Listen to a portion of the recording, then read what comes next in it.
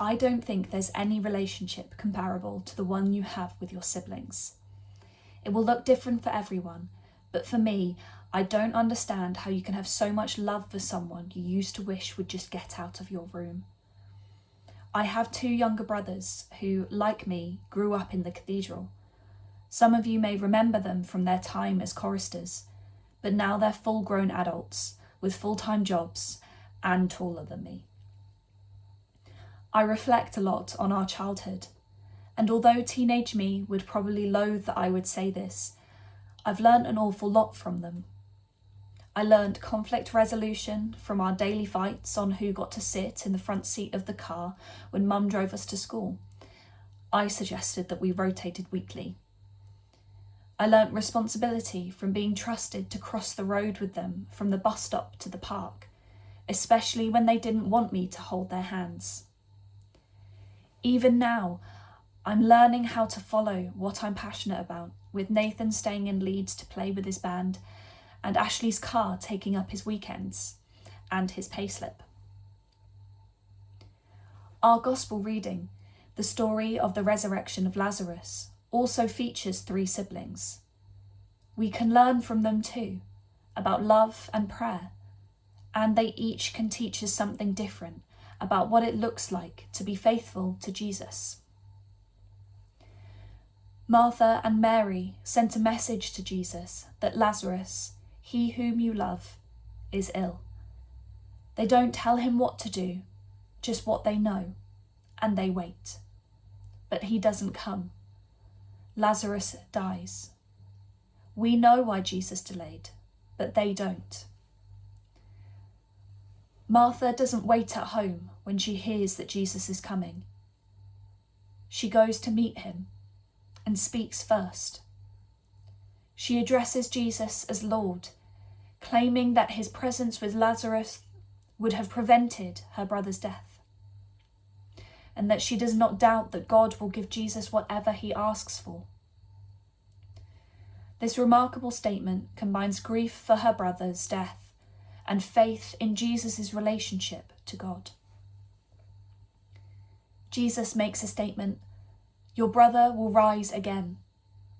And Martha's response leads to Jesus' disclosure, "I am the resurrection and the life." Jesus proclaims I am statements in 14 passages in John's Gospel. Nowhere else does someone respond to the proclamation with a statement of belief.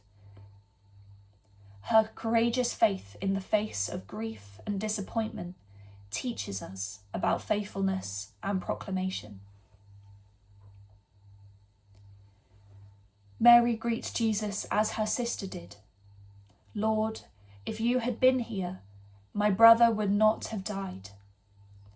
But instead, waits until he calls for her and kneels at his feet.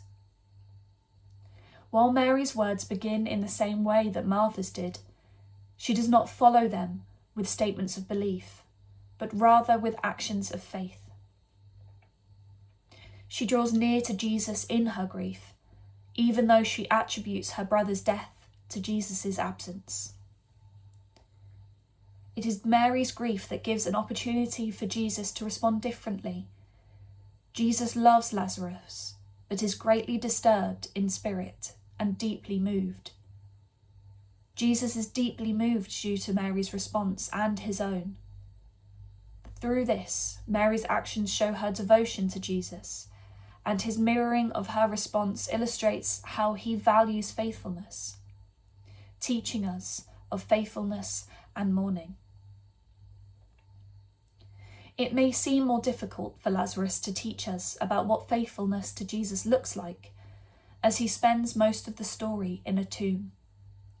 But he demonstrates it by emerging from the tomb when Jesus calls him, because a sheep hears the voice of the shepherd. Of course, this makes an additional theological point. Jesus is the resurrection and the life, and therefore death has no hold on him or those who are his.